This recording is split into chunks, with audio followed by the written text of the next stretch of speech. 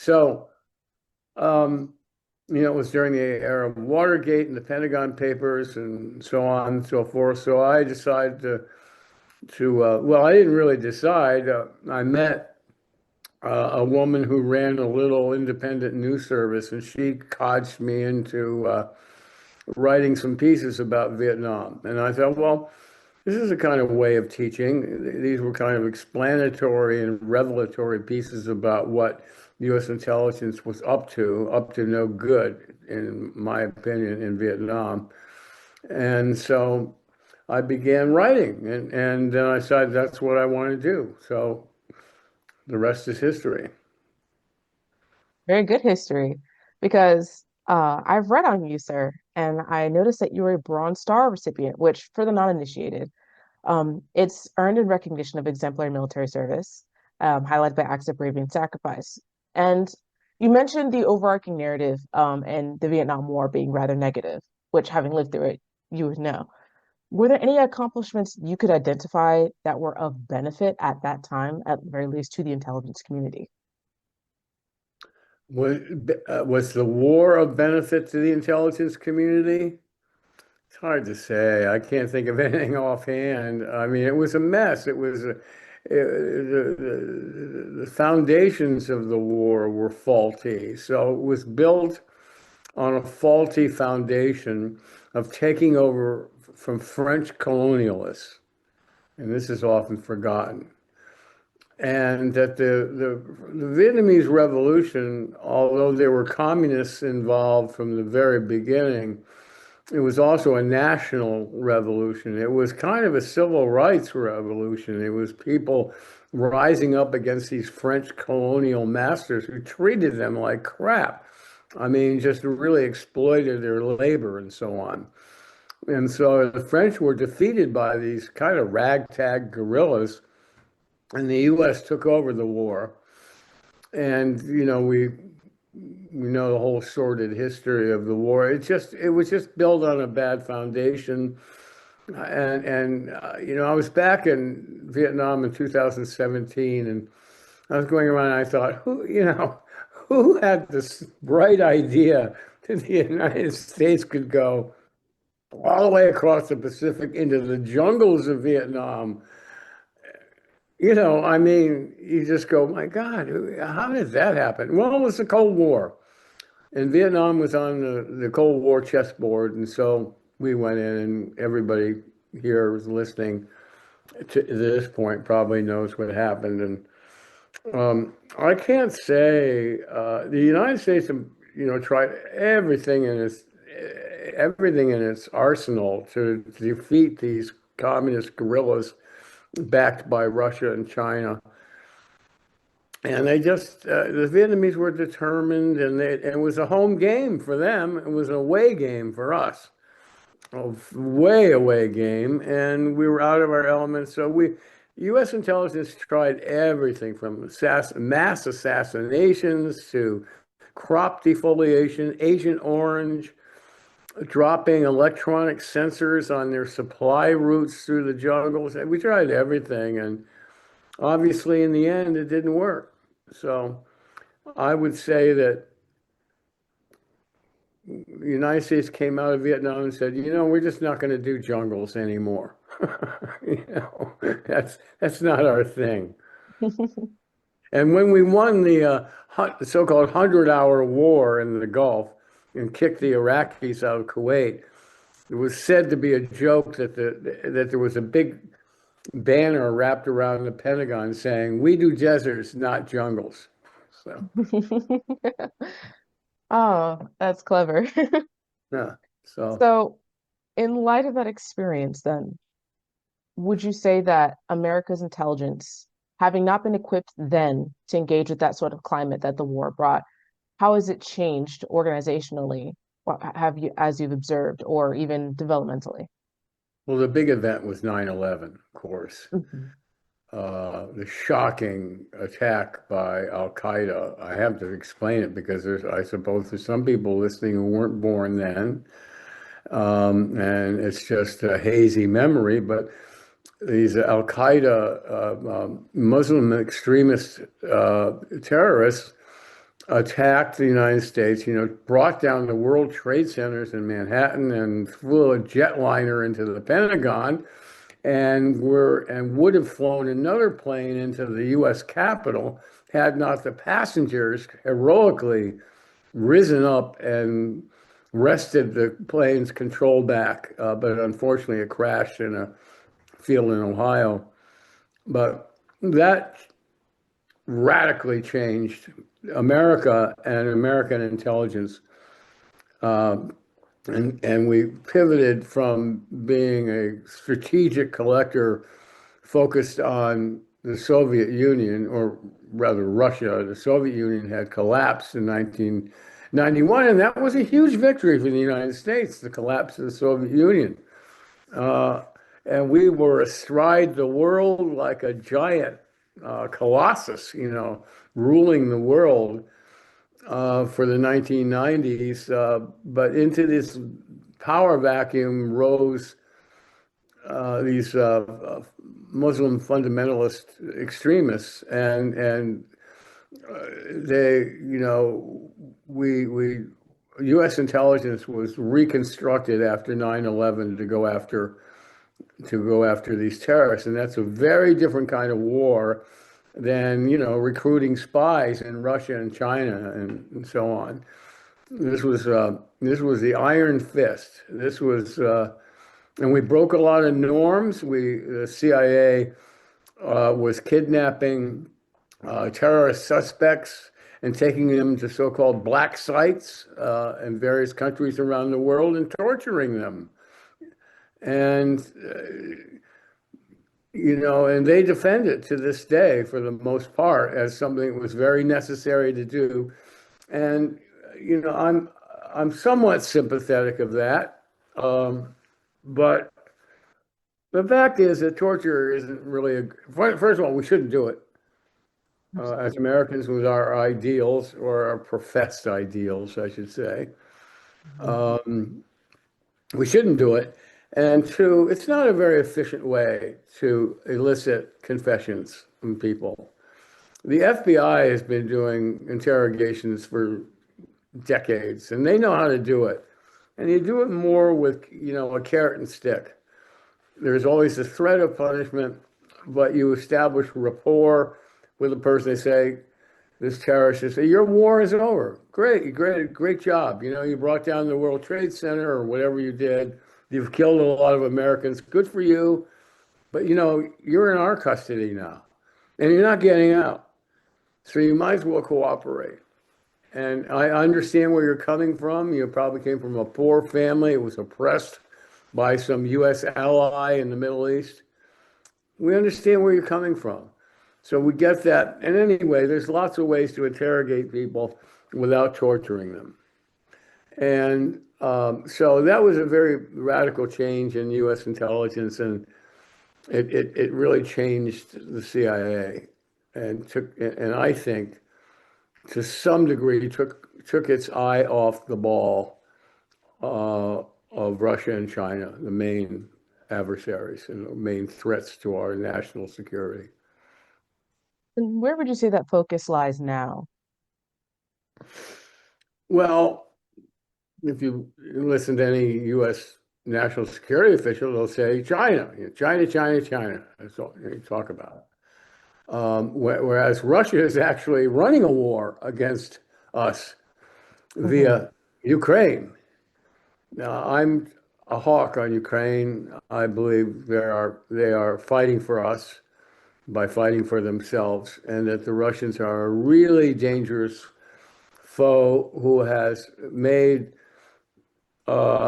progress in dividing the Atlantic Alliance, North American Treaty Organization, and the European Union. They're really making some advances, and they're being very aggressive with sabotage, espionage, assassinations.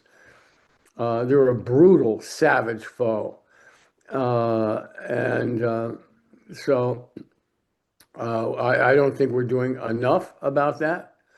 But we are supporting the Ukrainians with intelligence. We have unmatched intelligence abilities, especially in the electronic realm. So we are helping them with that, and that's good.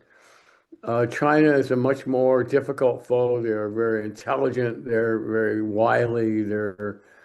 That's kind of a loaded term to say wily, but they're very clever.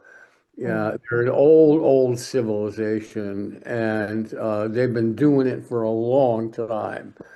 You know, co-opting adversaries and dominating others, and for centuries. In fact, I was in China in 2015, and I met a lot of Chinese national security officials and former intelligence officials at think tanks and so on. And their theme again and again was you, meaning the West. You had a boot on our neck for hundreds of years, but that's gone, you know? So forget hmm it. China stood up.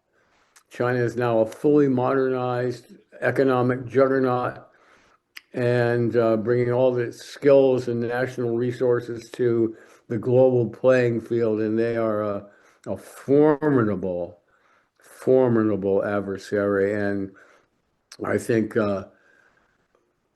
we have to be really smart to fend off this adversary. And I fear that we are not being very smart right now. And would you credit that in part to our hesitancy or caution, I should say, as a country towards fully investing ourselves in foreign conflicts since that pivotal war in Vietnam? I'm sorry, I didn't quite understand your question. Could you restate it for me? Absolutely.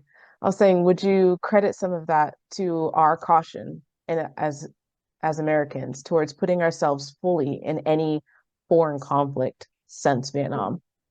No, I think Vietnam is largely forgotten. I think the more immediate experience is Afghanistan and Iraq. Mhm. And we saw we went in all full of ourselves into Iraq, which was totally a horrendous strategic mistake. We should have been fighting. I mean, Iraq didn't attack us on 9/11. It was Al Qaeda based in Afghanistan. And the whole idea of invading Iraq was disastrous, really. I mean, we got rid of Saddam Hussein, who was a nasty guy, but Iraq is virtually a client state of Iran now. And so I count that as a strategic failure, a failure of thinking, a failure of imagination, and corruption, because there were a lot of companies, including ones connected to the late Vice President Cheney, who stood to profit from the war in Iraq. Um, we failed to capture Osama bin Laden uh, uh, after going into Afghanistan, and we ended up in a bloody guerrilla war in Afghanistan.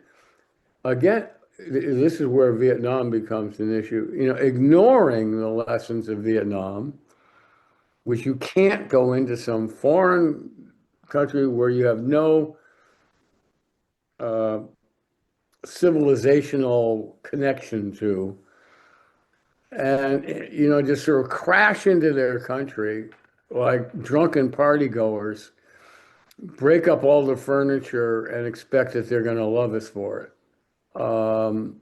That's a simple, oversimplified metaphor, but I think that's what's happened. It's a very apt metaphor. Oh, thanks. From writer to writer. And you piqued my interest again with the mention of Saddam Hussein because I looked into one of your books, Saddam's Bomb Maker, and circling into how this filters into your career as a writer. Um, how did how did the journalistic integrity and the need to maintain the boundaries of clandestine work clash when you were working on that book with him? Well, I didn't work with Saddam. Oh, I pardon worked. me, the bomb maker, sir.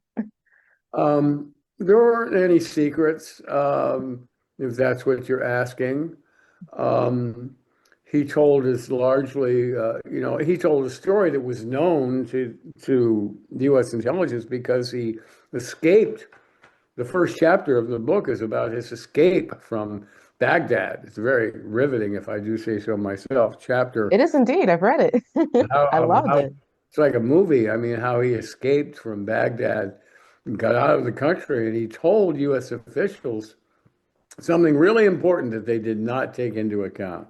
Hmm. One is he told them that Saddam Hussein had a very aggressive nuclear weapons program, but that it was shelved after the U.S. showed up in force in Saudi Arabia in 1990-91 to evict the Iraqi army from Kuwait.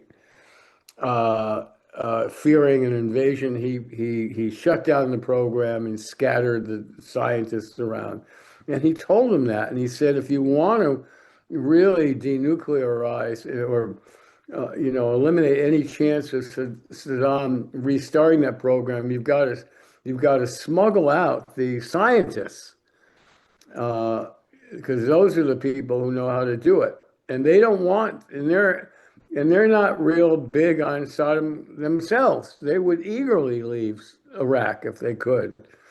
So, and the U.S. did not heed that advice for various reasons, or did not act on that advice. Instead, we end up invading years later, and well, we know how that turned out. Iraq is a mess now. And I mean, we broke all the furniture in the Middle East after 9/11, and now the Taliban is more in control than they ever were before we invaded, and after 9/11, Iraq is an Iranian client state.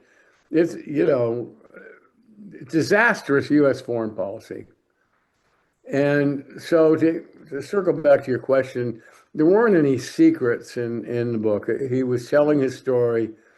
Saddam's bomb maker, who was actually not the bomb maker, he was a computer scientist on the program. So the title is a little off. But he told me for the book, he told the story that he'd already told U.S. officials. So there weren't any secrets in it. There wasn't any classified information in it. Well, that's a great lead-in because I do want to ask, were there any instances where you did have to face against whether or not you could publish something at the risk of it revealing something classified? Well, I think we who do investigative reporting and national security come upon that all the time. Um, um, I unfortunately, maybe I should say, I've never come up with the Pentagon Papers myself. Things like that, massive secrets, but we see them every day. There's a story in the Washington Post today about a secret CIA program to re-engineer poppy seeds to lessen the impact of opium coming out of Afghanistan. They were dropping all these seeds. It's sort of like when you alter a bee, a dangerous bee from being able to sting you to death to you kind of neuterize it, neuter it. And this idea was to neuter the opium crops so that they would not be able to produce the degree of opium, strong opium, that comes out of Afghanistan. And it was millions and millions of dollars, and it didn't work. So that was exposed in the Washington Post today, and I said, and that was based on classified information. But there are people in the government, and this is why newspapers exist. And newspapers exist to bring facts to people Absolutely. at the most basic level. And if you want to elevate it and dress it up, you can say to tell truth to power. This is why newspapers or news organizations exist. And so this story really at the heart of it was about a massive waste of money that the CIA spent on this program. I mean, give them some claps for, trying something innovative. You don't want an intelligence agency that's afraid to try things. And maybe that was worth trying, but it was kept secret from everybody.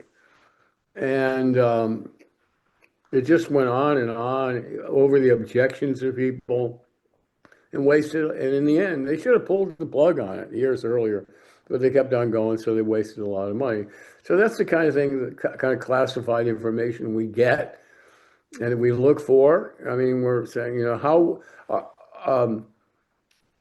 as a wonderful late um, investigative reporter at the New York Times taught me and other people inspired me. He said the real story exists between what the government or officials say they are doing and what they are really doing. That's what Mm, the story is. And that's a good way to think about going after stories. This department says it's doing this. Well, are they? You know, are they doing it, and are they doing it well? Or are they wasting money? And that's what investigative reporters do. One of my former colleagues at the Washington Post wrote this fabulous book on Afghanistan, showing how these generals knew that they were losing the war and went along with it anyway for 20 years. my Um, goodness. that's the kind of reporting we want and need. It's upsetting. And I know that there are lots of people out there that say, well, you shouldn't do that kind of reporting. And it's, you know, but, if you're not going to do that kind of reporting about the waste of money and lies that we're told, and how many people died because of that? Why did we continue a war that knew we were losing? You know, that's the most basic job of us in the national security sphere of investigative reporting. That's a responsibility we have, in my view. Absolutely. And it's a noble view too. And I wholeheartedly agree with it. And Well, so unfortunately, in the current environment, there's a lot of people who think we shouldn't do that. that is all the more reason to continue with fighting for that truth to power. And I would like to ask you, with this conviction that you've held, how have you managed to fill in the gap between what is being actually done and what is being said in your career? What is some highlight you could give towards filling in that gap? You mean my greatest hits or something like that? Yes, sir. Um, Gee, I don't know. I'm not one to toot my horn a lot, and I'm trying. And also, I'm old now, and I have short-term memory problem. I wrote about a secret plan that people close to Trump had to give Saudi Arabia nuclear power. That was a big expose because they could turn this nuclear power into plutonium processing and make bombs. And they stood to make a profit from that on the side. So I discovered that actually just by looking through. It was Michael Flynn was the key in person. He was Trump's the Trump campaign's national security advisor, and then he became the first White House national security advisor to Trump. He didn't last long because he lied to the FBI about his secret contacts with Russians during the campaign. Uh, and the so-called Russia hoax that Trump likes to talk about. The FBI was on the trail of these secret contacts between the Trump campaign and Russians. And anyway, I was just reading over um, uh, what's his name, financial disclosure form, that all federal officials have to fill out, the so-called SF-86 form. And he listed this entity, this company involved with Saudi Arabia that I'd never heard about, didn't know anything about. So I just started asking questions about it and found out what it was all about. It was all these retired admirals and generals, and of course Flynn was a retired general, and they were involved in this project to bring nuclear power to Saudi Arabia. And that spurred a congressional investigation, and that was broken up. That project was broken up. So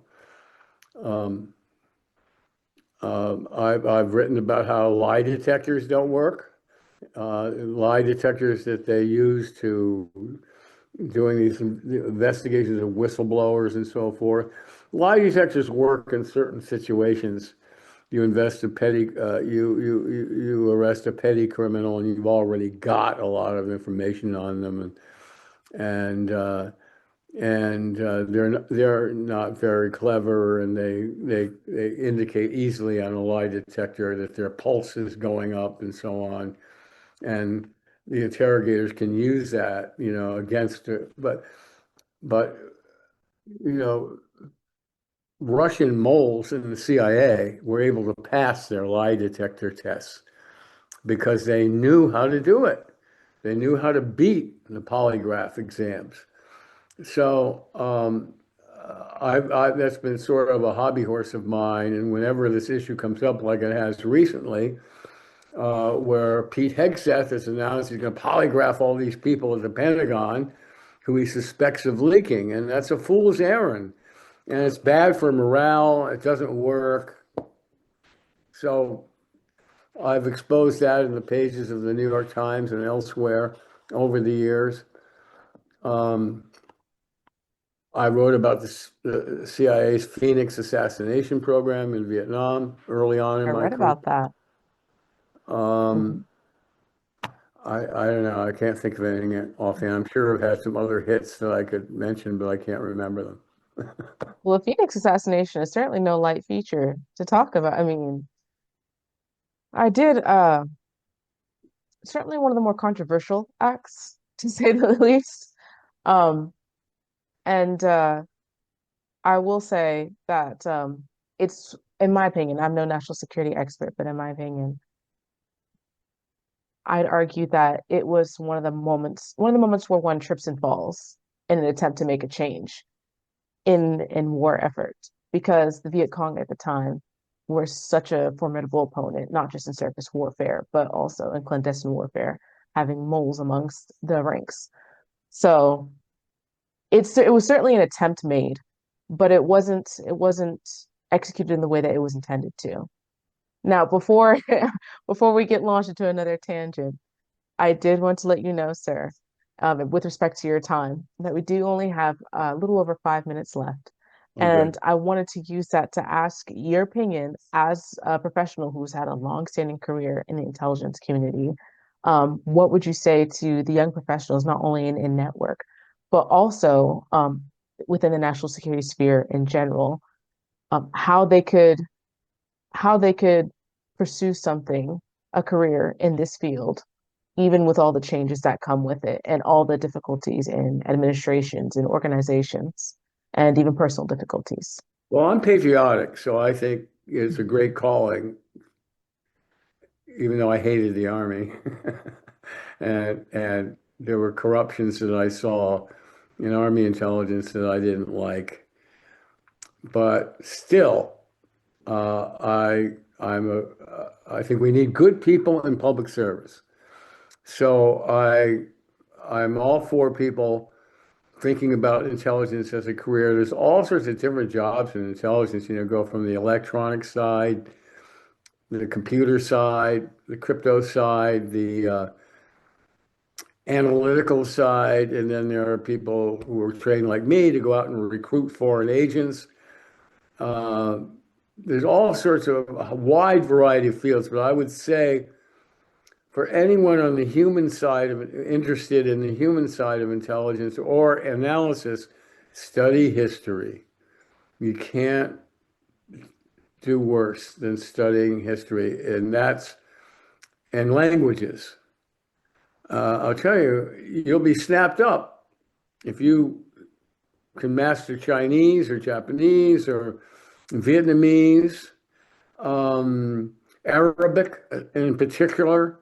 These are languages that are in great need by the intelligence agencies. So that's one path to working for anyone from the NSA to the FBI to CIA, Defense Intelligence.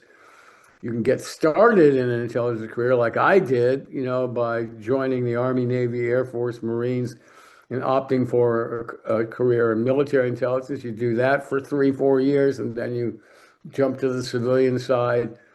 But yeah, I think we need really good people, smart people in intelligence, people who aren't afraid to tell truth to power inside the agencies. We need brave, smart people in intelligence. And I think it's a grand career. It's a career of sacrifice, however, Hmm. especially on the human intelligence side. So have at it. Uh, Read about intelligence. Read SpyTalk, which I produce, which I publish every day, and we do a podcast. You'll learn a lot about intelligence there. Um, but yeah, study intelligence, international relations, languages. Those are the things that put you on a path toward a career in intelligence. Well, thank you so much, sir, for your service, your sacrifice, and most of all, your dedication. Thank you. Thank you for your time and for all the knowledge that you've shared with us. I cannot wait for all the colleagues and all the future viewers to see this. Thank you for your time, sir, and you have a Thanks great for day. having me. Of Very course. nice of you. All right. Thanks. Bye-bye.